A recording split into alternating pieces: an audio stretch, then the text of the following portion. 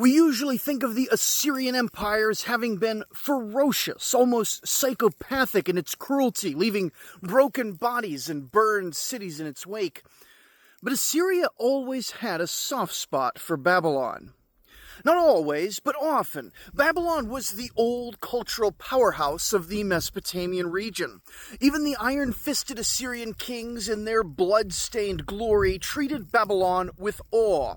When Tiglath-Pileser III, one of Assyria's fiercest rulers, faced a Babylonian rebellion, he didn't send threats, he sent a letter. And it sounded more like a worried father than a warlord. He wrote, "To the clergy, the leaders, and the citizens of Babylon, I am well. Assyria is well. You can be glad. Don't be afraid of the news you heard. Guard the city, hold the streets, take care of yourselves. I'm coming soon. Nadi-Ilu told me that you were trembling in fear, but the gods Bel and Nabu know this, that when I heard your brothers had been killed, I locked myself away. For 3 days no one saw me, for my heart was broken. You are afraid again, but the gods Bel and Nabu know this is not your fault. Be glad. Stay strong until I arrive."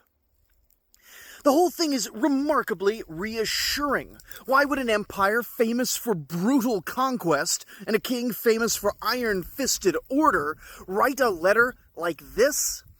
It's because that for all that the Assyrians were willing to do anything at all to outsiders, to destroy them and force them to submit in creative and effective ways, for those considered morally good, those considered to be within their culture and people, you could even say those considered to be actual humans, the Assyrian Empire went out of their way to be doting and benevolent. This was to an extent PR, but we have enough evidence to suggest that even the kings really felt this way. They felt this doting fatherly affection for their own people, and even for the Babylonians, their beloved cousins.